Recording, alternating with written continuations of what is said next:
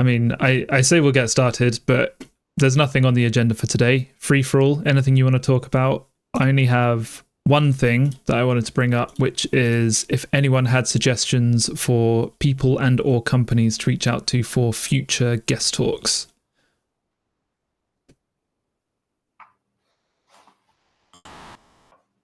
Silence. Nothing on the top of my head, but I'm also still getting back into the year somehow.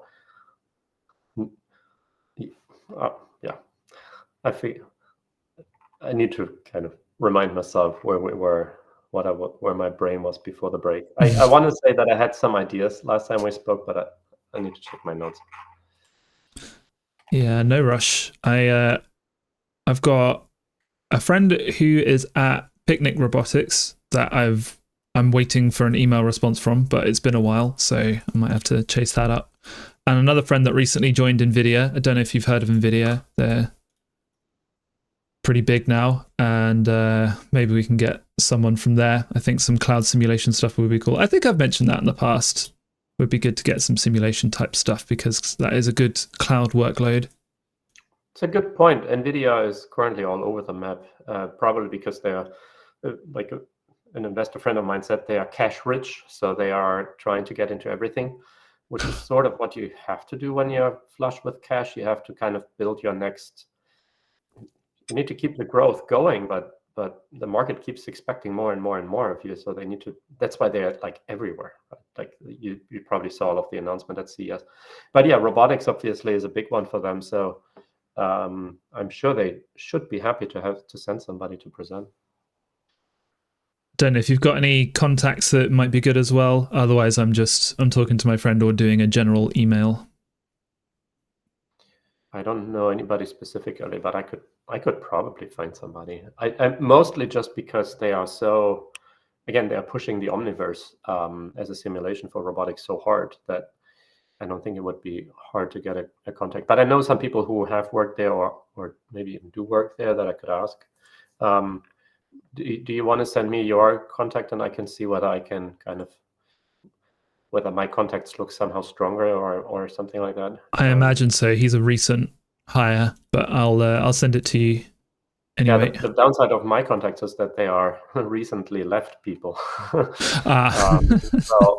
they're no longer there, but they may still have good contacts. I see. So it could go either way.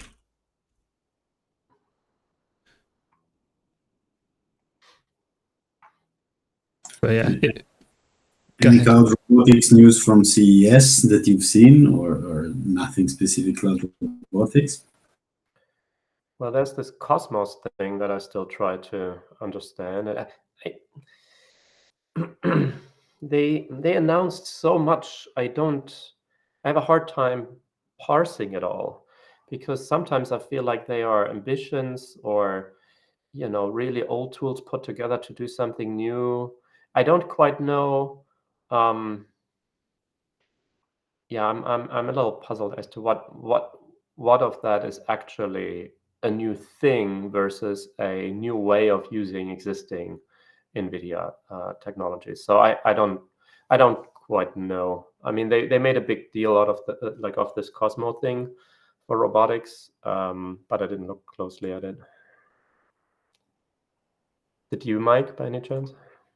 This is the first I've heard of it. I've been a bit lax in checking up on CES news, to be honest. I was trying to hide under a rock, but it still reached me somehow. It's like there was a little too much, honestly. I need to build up my news channels to the point where I can't hide under a rock anymore. Opposite problems. Yeah. So what is it? I'm sure I can go and have a look, but from an expert's point of view. See that I got the name right. NVIDIA Cosmos. That's a World Foundation model. Oh yeah, I saw a whole bunch of posts on the same day from LinkedIn, which made me think that they'd paid a bunch of people to announce it at the same time. Oh, they definitely organize their marketing like that. Yeah, it's not a. Hey, Rob. Hey, Rob. Hey, how's it going? Is that your backyard? No, this is the local park. Oh wow, is Oh, that but this is frozen a over skating water? ring. This is like they clear. Is that a skating ring?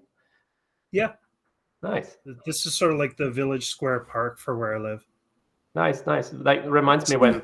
So I went to grad school in Toronto, right? And my advisor told me, when they were young and they went to school in winter, of course, it was always snowy and frozen and something like that. And so one thing that kids do there is they clear some area. It's not actually even a lake. It's just sort of like an area of whatever the blacktop or whatever, like the area of the school patio, and then they skate on that. This is what it reminds me of, because this is not a pond, right? This is just sort of a frost on ground, isn't it? Yeah, it's just green grass, and they'll take a bunch of large pieces of wood and just press the snow down, and then they'll take a garden hose and just spray it constantly, like Nice. over many days, and eventually it'll be hard ice. Very cool. That's cool. I can't believe you're out there in a t-shirt. Well, that on garbage days, I'm out there in a t-shirt taking the garbage to the curb, but not right now. Yeah, your body adjusts to the temperature. Like in Toronto, when it first hit 0 degrees Celsius, in the fall, it felt cold, and then when it hit again 0 degrees Celsius in the spring, meaning from coming up from below, it felt pretty warm, and people were walking around in shorts. It's really good. Where do you live, Rob? I'm in Ottawa, Canada. Oh, you're in Ottawa. Yeah, not far from Toronto. Yeah, so it's all a matter of being prepared, right? This was me last year camping outside in the winter. Nice. Yeah, it's all about wearing layers. So, what's everyone's opinion of Cosmos? I did see something of it. I'm just skimming through the use cases. Is that Cosmos with a C or K? That's a C, NVIDIA Cosmos. Okay. Yeah, I can share I pulled it up. I can share my screen. And then you know it just as much as I do, because this is pretty much all I've seen so far. The little video, accelerated physical AI development with world foundation models. I mean, it was sort of only a matter of time until they get into their own foundation models. With everybody else in sort of robotics and elsewhere doing it, but yeah, I haven't looked carefully at it. Do you know, I was thinking recently that something AI would be really good for is to develop robot bodies. Say more? Is it in a sort of a design space exploration way? Yeah, like generate a Blender model or whatever tool with some example sensors, because I think it's easy to get into the software side. It's much harder to actually build a robot that functions. So, but the downside is that when it inevitably hallucinates and makes something that doesn't work, you don't know until you spent several $1,000s. Yeah, well, design space exploration is a thing, right? They like it's a synthesis problem, which is very similar to a planning problem. So I've gotten in touch with that in the past, where people basically say, I want a machine that is able to do this, and that, or has these types of components, and here's your starting material. What can you build me? That's oversimplified, right? And stated at that level, it's also not really tractable. People usually tackle like more narrow design space explorations. But the most typical application for that is when you have sort of a high mix, low volume setup, where you need to design a lot of machines for a lot of different purposes, which robotics companies don't typically need to do, because they really can only practically build one for a few years. So the overhead of designing it manually is not necessarily a problem. So you don't really need to automate that. And then in terms of quality, I think it would be very hard to get like an algorithm that will give you a better design than a human can come up with at this point. I might be wrong. Maybe that's changing, but just because there are not that many options out there, right? Like, I mean, actuators, sensors, like what? There aren't. The space is not that large. If I understood correctly what you were. I think so, because it's a fair point that once you've got a robot design, you're very unlikely to do another one. So of all the things to target for automation, it makes sense that would be one of the later ones. But yeah, it was in a kind of, what can we actually do to make it easier to get into robotics to begin with? I feel like people need a cheap project to get going with. And there's a couple out there. There's some really cool ones that I saw recently. I guess it was on Ross Discourse, was some larger improvements on creating gazebo worlds from point clouds, but just not just, but I guess point clouds collected just from, or maybe not even point clouds, but like a stream of images collected from your phone. Like the way I understood it was you basically took your phone, you walk through a space, and then it somehow automatically generates a gazebo world from that, including color and stuff like that. I think that's sort of useful, but the downside with a lot of these things is that they're like AI models, and their output, they look impressive on first sight, but in robotics, often the detail is extremely important, right? So, okay, fine, you have something that looks nice in gazebo, but to the robot, it still matters a lot whether, depending on what you want the robot to do, it matters a lot whether the depth of the scan is actually reflecting reality, right? Like the example that they gave was a retail shelf. Well, if your job is to pick something out of that retail shelf, like, then these flashy little images don't do you any good, right? You may need higher fidelity. So, not sure I am sure that these things are useful for many applications, but it has limits too. Did you say there were other examples you saw on Ross Discourse? It was this one was on Ross Discourse, if I remember correctly. Let's see what I can find it.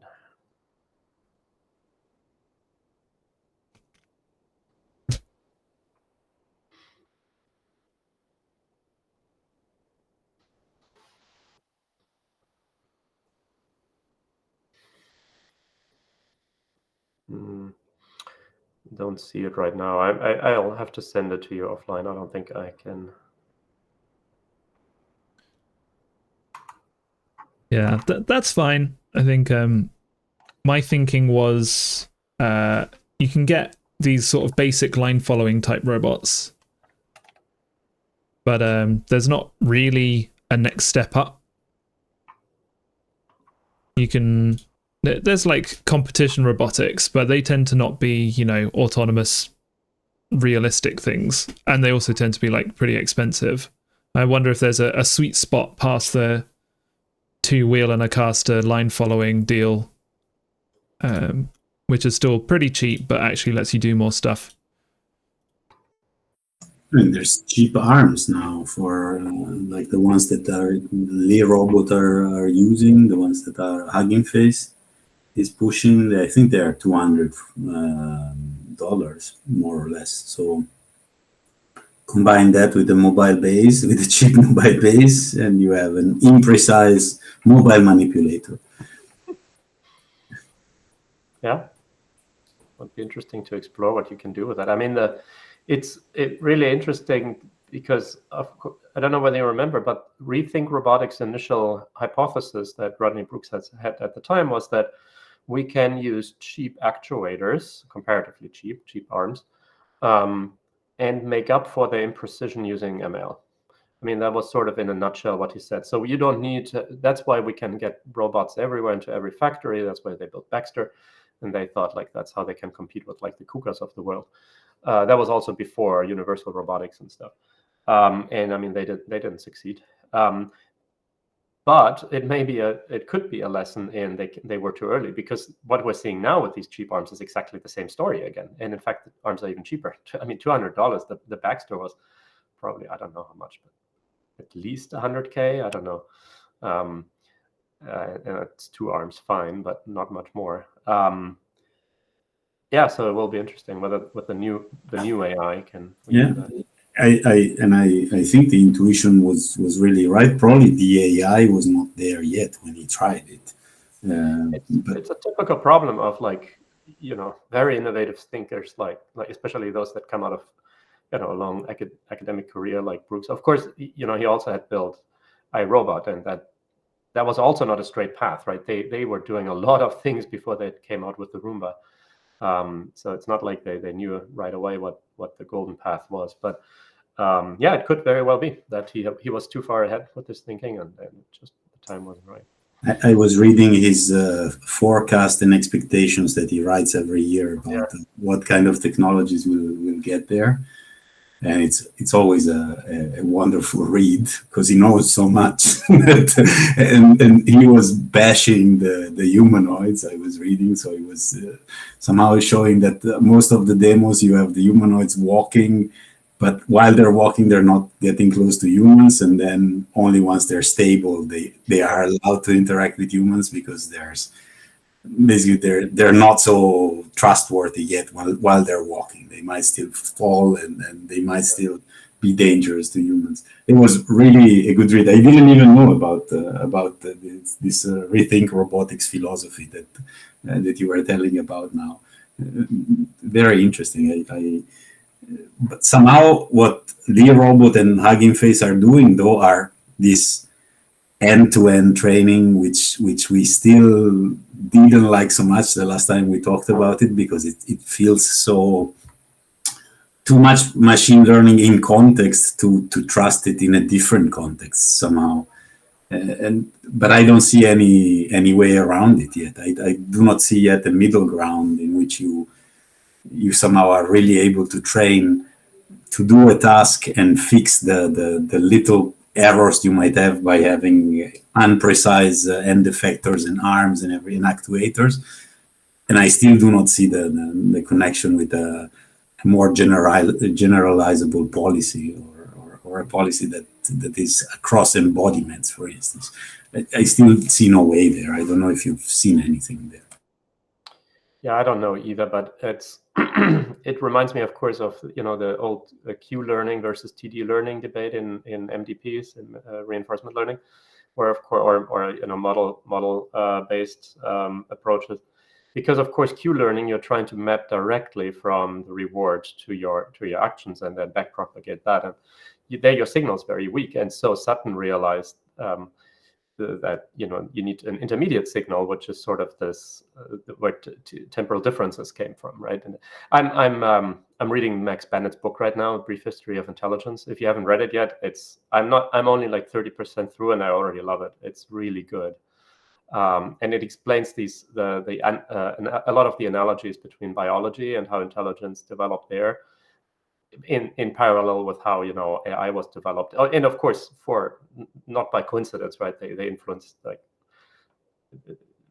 Sutton and others looked at how nature does it. But the way that Max Bennett describes it is really fascinating, because he points out so many, like I didn't, for instance, know that the basal ganglia, which is a very core part of the brain, he says is basically just a reinforcement learning engine that does temporal difference learning.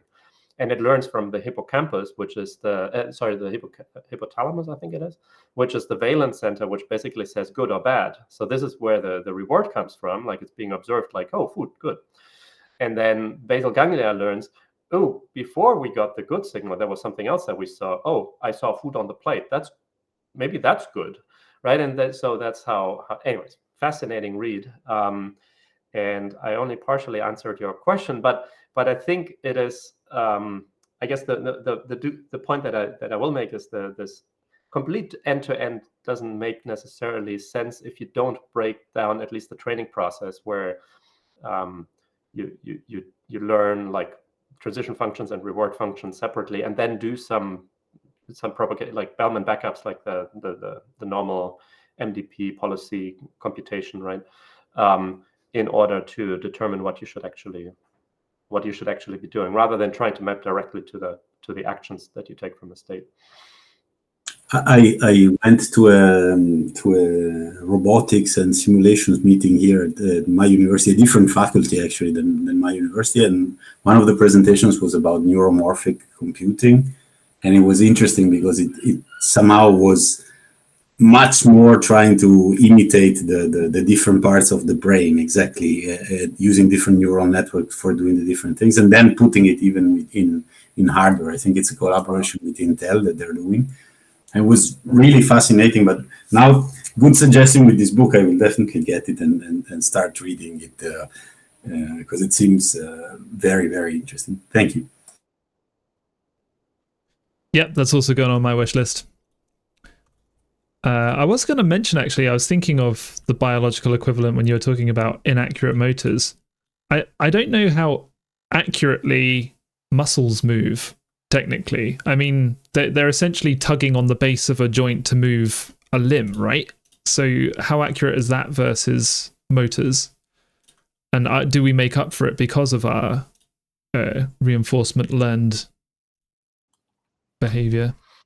I think we just have way more motors, right? I mean, we have so many muscles. When you look at your body, you don't see that many, right? But you know when you have back pain like me sometimes, and you actually look like at a 3D model of the body. My dad was a doctor. He always told me look at an anatomy book when you have any sort of issues, because you'll understand your body. You can pinpoint it. When you look, there's so many stabilizing motors or muscles, right? So that's why you get this very fine-grained control. Whereas most robots, I mean, we talk about 6 DOFs. I mean, if my arm could laugh, it would laugh at 6 DOF, right? Because it has way more degrees of free, like, sure, in theory, you can only have 6 DOF in 3D space, but at the actuation sort of configuration space, there's so much more, right? And 6 is not a lot. Let's put it that way. I think and then if you can learn policies for each one, very, very fine-grained. I think maybe that is also one of the issues why honestly humanoids are still going to be really disadvantaged, because they're not really humanoids. They look like a human from far away, but they don't have the dexterity of even at the actuation level, right? Not forget the control and the control aspect, but even just the hardware is not there to really mimic a human.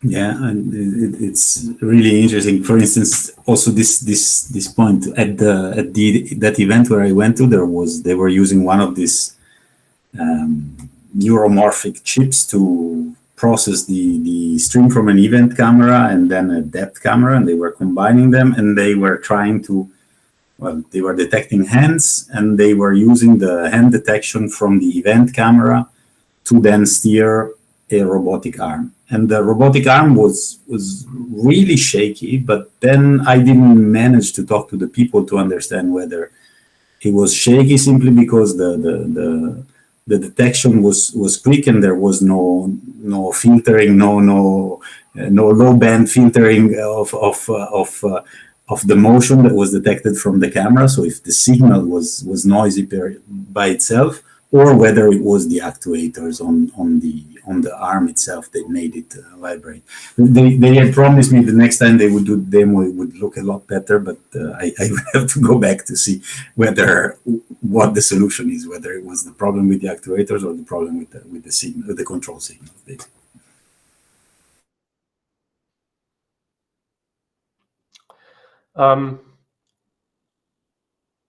Rob, I feel like we're not including you. You at Wind River, if I recall correctly, right? Yes, I am. Have you been at this Cloud Robotics meetup before? Have you introduced yourself and told us? Because I don't quite remember what you do and kind of what you're interested in and what brings you here. I attended the first one or two, but then I had conflicts with other meetings, so I wasn't able to keep attending.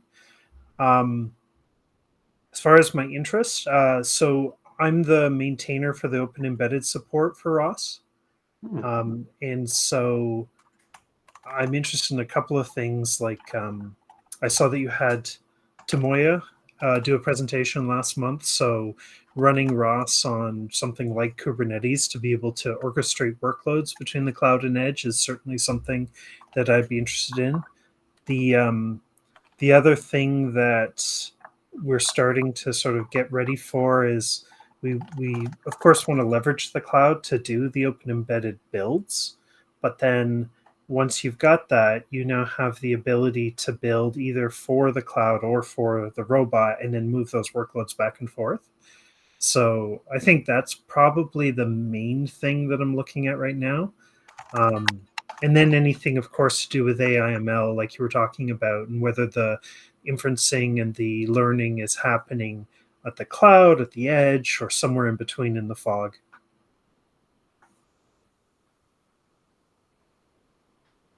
Makes sense.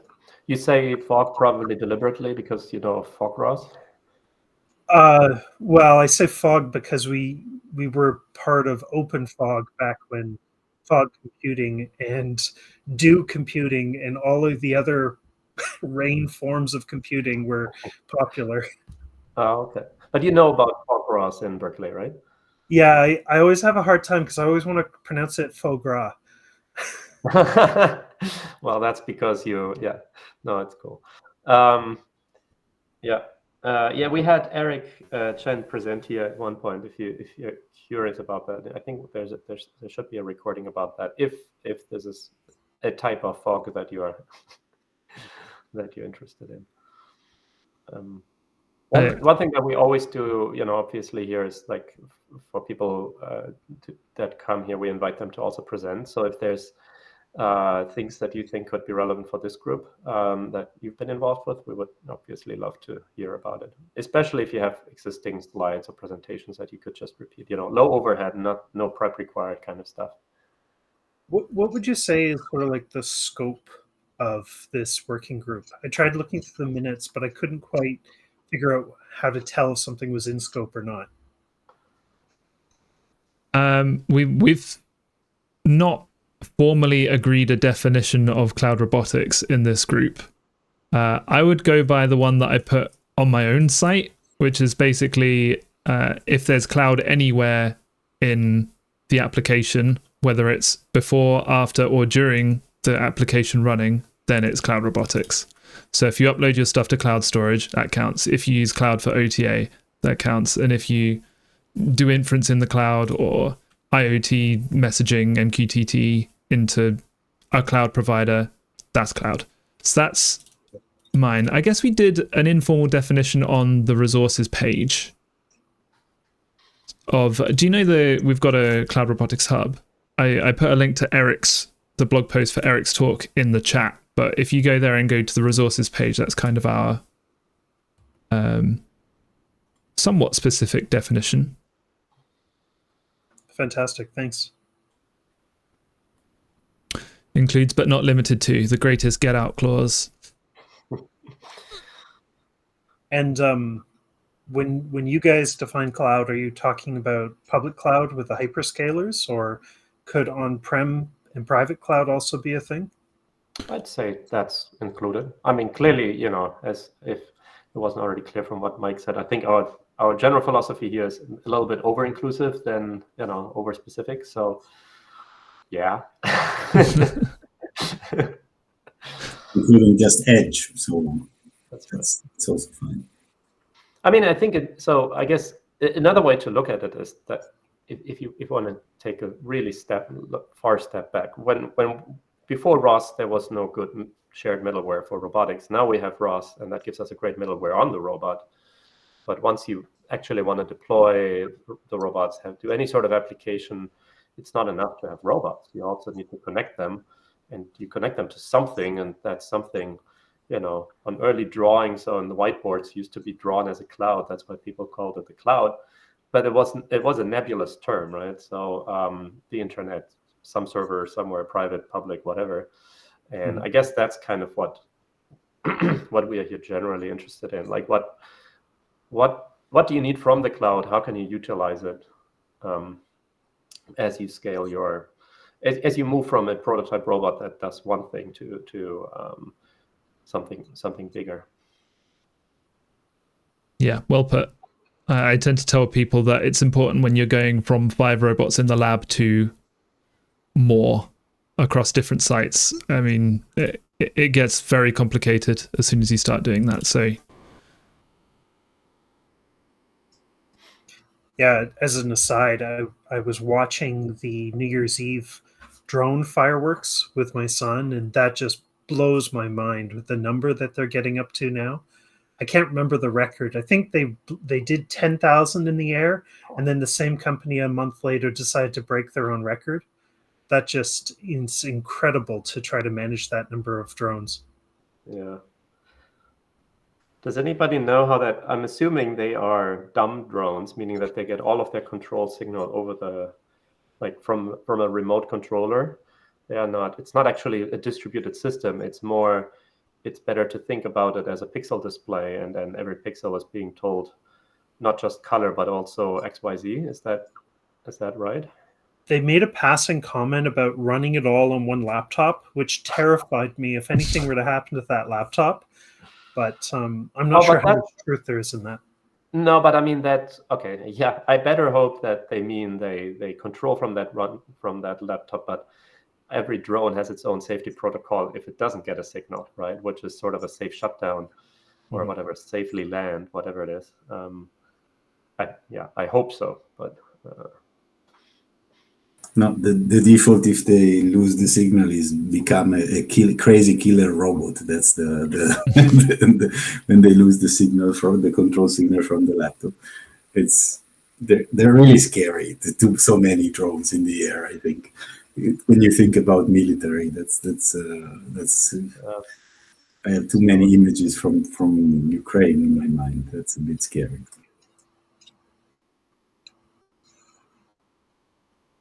But talking about a lot of robots, Mike, did we ever get anybody that is doing, for instance, the robotics in the Amazon warehouses where they really have? Because I saw a talk at the Cloud Robotics workshop that was organized by Ken Goldberg a few years back, 2-3 years back. And I don't remember the name. I can look it up. I don't remember the name of the speaker, but it was from Amazon and was basically saying we use dumb robots and everything is done in the cloud. And that would be interesting for me to understand how they do that, really. I can't believe I didn't think of that myself. Yeah, I know the name of someone that's already given a talk at reInvent, so they can probably just repeat and update the talk. Yeah, I'll get in touch with them. Thanks for pointing that out. I mean, if we're looking for scale, and that is Cloud Robotics at its finest, because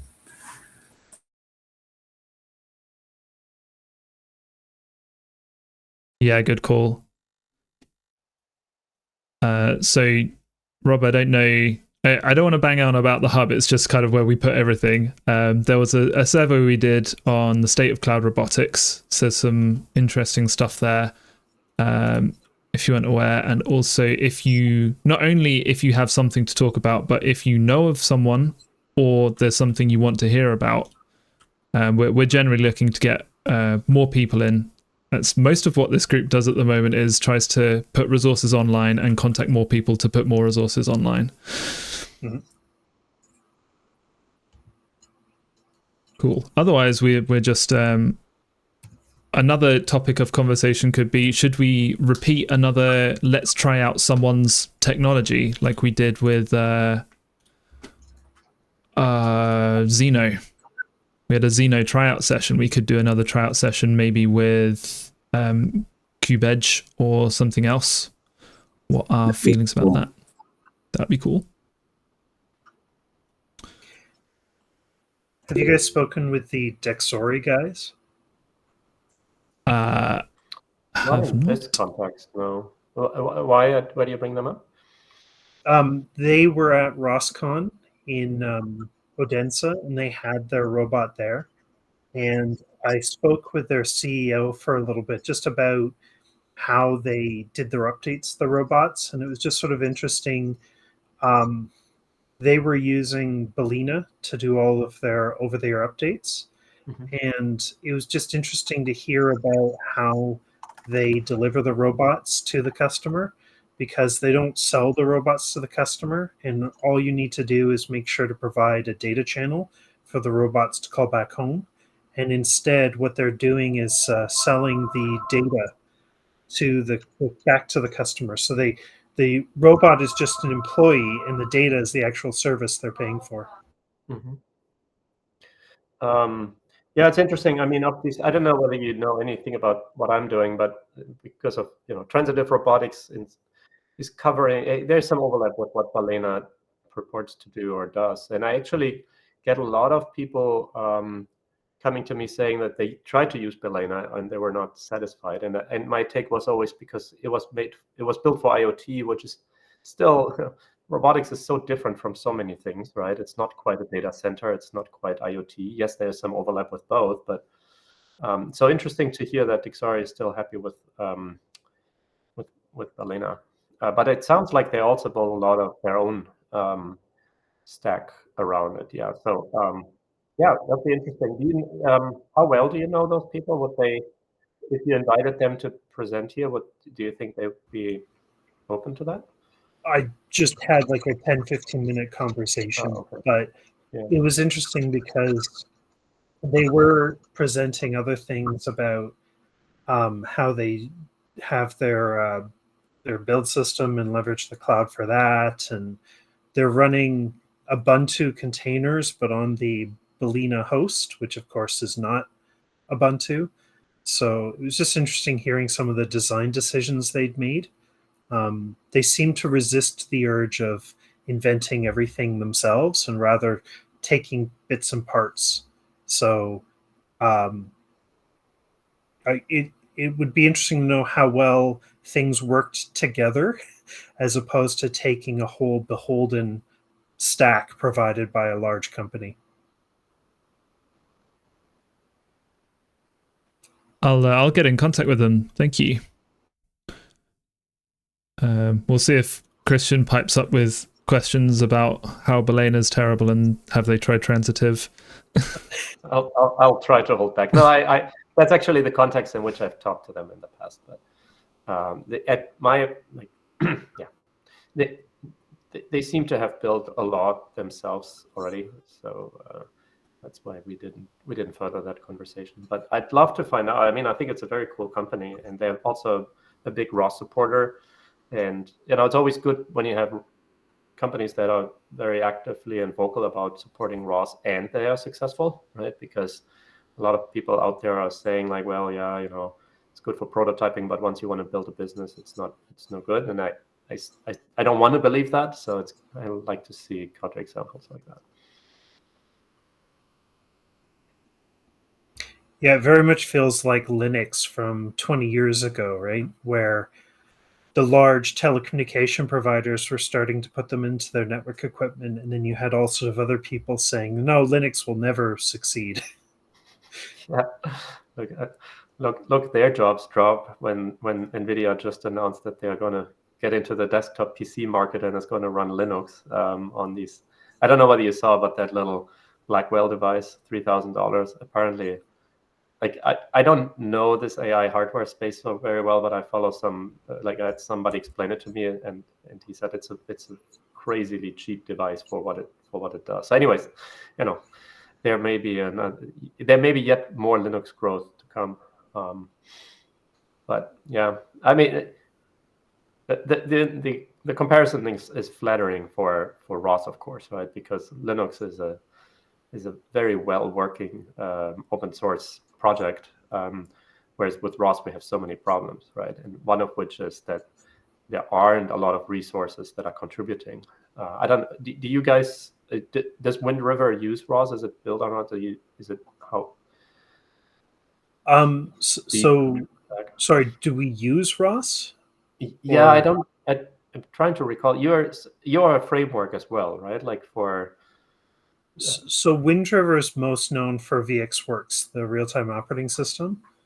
So 9 of 10 of the large industrial robotics manufacturers use VxWorks in the robot arms.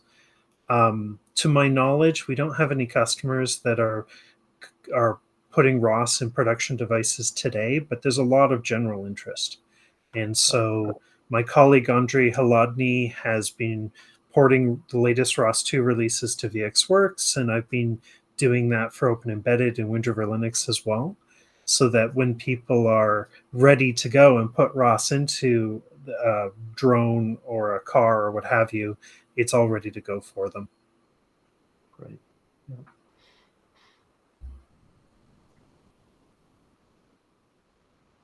I think the trick right now is going back to what you were saying before, someone was saying before about the humanoids. No one's really addressed the safety factor with robotics just yet. We've been very successful in putting robots on other planets where we don't have to worry about human life.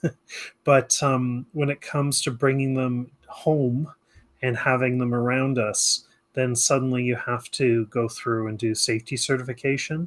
And I think that's something that we really just haven't, like as an industry, looked into. And that's probably going to be the next barrier to proliferation of robotics, particularly Ross. I think it depends on the form factor too, right? At Savioke, we did a lot of safety stuff. A lot of it predated me. They even did crash tests, meaning they made little plastic, like rubber dolls of like 8-year-old children type. The type that we were most afraid of hurting, right? Because they run around freely in a hotel. The level of safety was always defined by naked toes on upper floors in hotels, right? Because that's where our robot drives around, and of course we don't want to drive over those toes. And so they did even crash tests where even if the robot were go berserk, and all of the safety features failed, and the robot would slam into the child, what would happen, right? And then how can we design the robot differently and distribute the weight, whatever. And then active bumper, of course, that's a must. And also the philosophy that anything safety related does not go through the operating system. It's all direct control, right? So for instance, the active bumper, it's a direct switch on the motors, right? Like nothing can, like it's very hard for that safety system to fail in itself. Similar with stair detectors, like we had a lot of concerns about, if there's open stairs somewhere, the robot could potentially not see that because, we had 3D cameras on it, but they go through a software stack, and if there's a problem there, maybe we don't see it, could fall down, and then, a tumbling robot that weighs whatever 100 kilograms could be very dangerous. So, I mean, I think right now it's very much it's on the companies themselves, and that's also something that a lot of people in the hype forget, that when you see 5 humanoids, it's a little bit like self-driving cars, right? Like, from the outside, a Cruise and the Waymo look very much the same, or even a Tesla, but we're talking about safety, so it's defined in how many nines behind the comma, and this is something that you don't easily observe. So you need to take a very close look at it. And so I would imagine that there's big differences between how safe these humanoids already are in terms of, what Giovanni was saying earlier, like how safe are they around humans? Is it I don't know. Clearly, that form factor is inherently not so stable. Unlike the Dixori is a great counterexample. It's super tall, but it also has a super heavy base, so it won't tip over. So I guess it's very robot specific. And what is the failure? What is the failure state? My kids love the kitty robot at Denny's that brings you your food, but that thing is a giant can, like a cylinder in shape. So you don't need to worry if it breaks down, it's just going to be blocking the aisle. But like you were saying before, with those humanoids, if they tip over, they could hurt someone.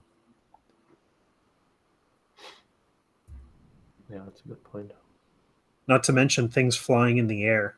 As soon as if they were to crash, they might be carrying a package that could be quite heavy, and who knows what they land on.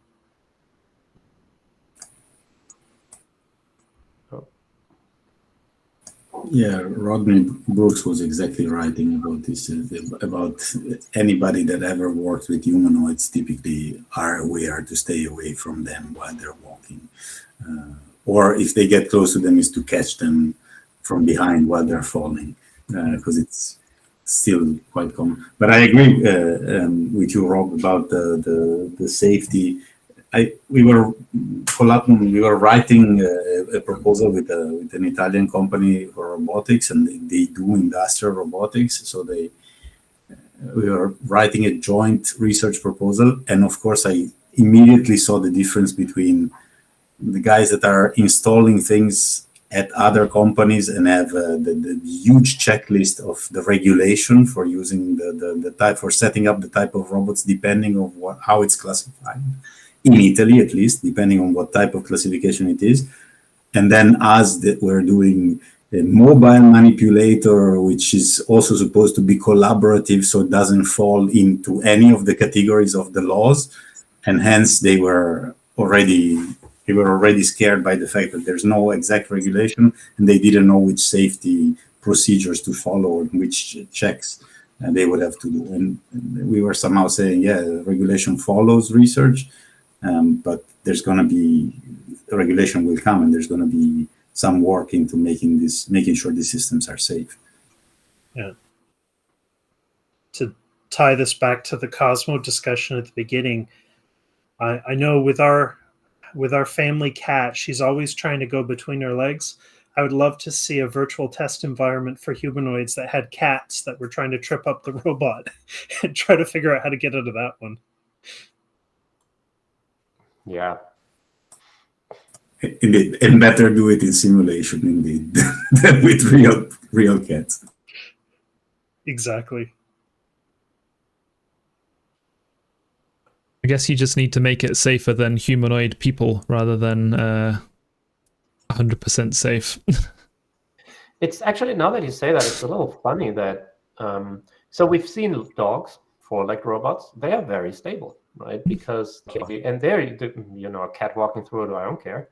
Like you see them like do these crazy stunts running down hills and up hills and in leaves on ice and whatever. And of course we understand why they are stable. It's because they are stabilizing at the control level. That is not done through, high-level software, I'm assuming. Humanoids stand on two legs, which is inherently unstable, especially if you don't have the great sort of micro muscles in the feet that humans do. And then we do see pseudo-humanoids, which are real robots with manipulators, which we now, I think, correctly call mobile manipulators. Why do people not work on like three-legged humanoids or four-legged humanoids? I mean, sure, it doesn't look humanoid anymore, but it has a lot of the same features. You can still climb stairs. You still have the height. You can still have the manipulators. Kind of funny, right? Like we now have so many humanoid robotics companies, and yet they're all, for some reason, shooting for the same target. I think it's our own vanity. Like we were trying to create something that looks like us, but then soon we're going to hit that uncanny valley and be terrified of it. Yeah, could be. I guess if you're making something that size, we're talking like big dog type thing for the right height. And that's going to be incredibly heavy, incredibly expensive, right? Yeah, I'm not sure how that would look. It sort of comes down to how far the feet need to be apart on the ground kind of thing. I was thinking more have you seen that walking side like couch table that was announced somewhere the other day? It's basically, it looks a little bit like, I think more of a crab, right? Like a six-legged or four-legged crab or whatever, which kind of moves the legs. Not like a dog where the which is I don't know exactly how to describe the difference, but I guess in the crab sense, like you can also rotate these legs a little bit, right? So to pick your anchor point, and then I guess their footprint on the ground doesn't have to be it doesn't have to be as large as like big dog or anything like that. Yeah, I clearly hadn't thought this through very much. It just occurred to me as we were talking about the stability, because I completely agree that, stability in a very inherent way would be important for deploying these robots. So why not find a slightly more stable, like even a third leg would make it much more stable. I think the argument I've heard is that so much of our space is dictated by human ergonomics.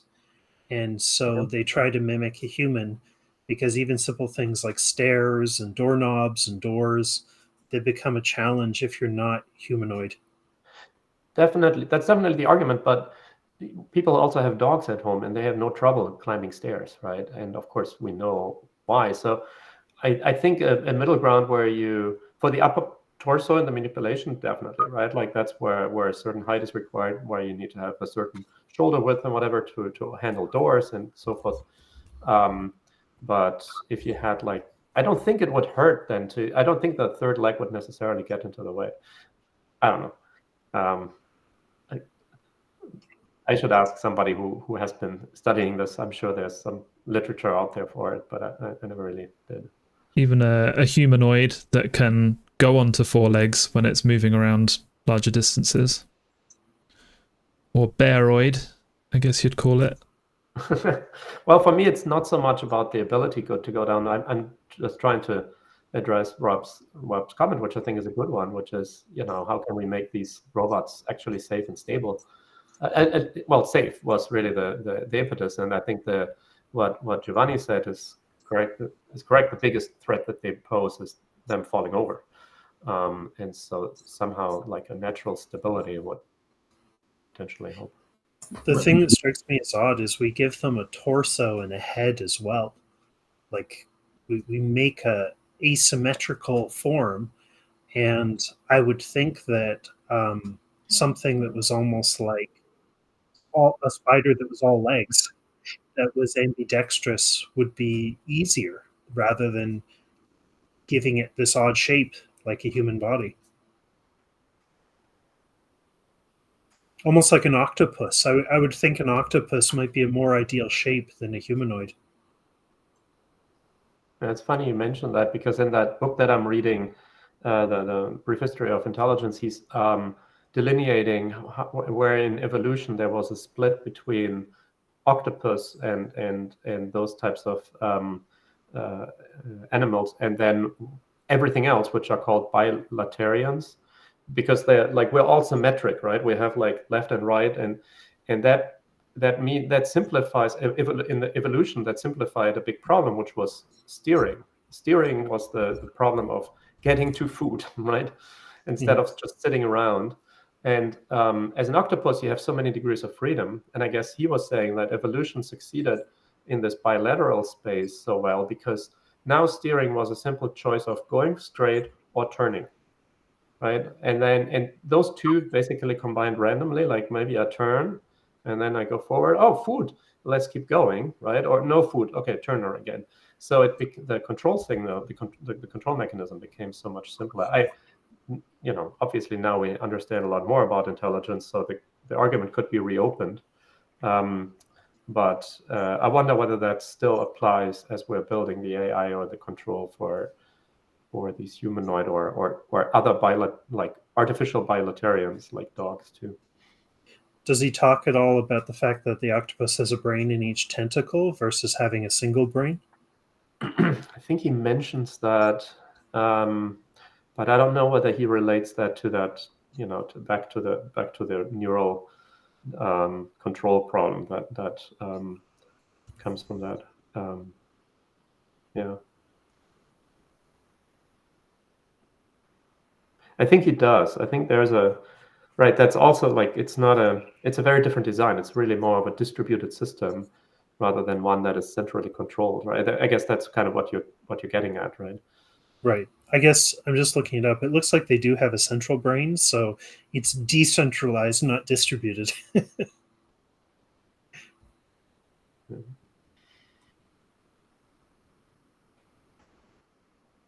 Has there been any discussion in this group of that type of robotics? I mean, there's swarm robotics, but the actual idea of sharing the intelligence across the nodes and distributing them between them? I can't remember us ever talking about that. I guess that ventures into cloud if you include non-robot participants. But I'd probably call that like swarm robotics or something. So hey, there's something you mentioned that we don't include in our definition of cloud robotics. That is good to know.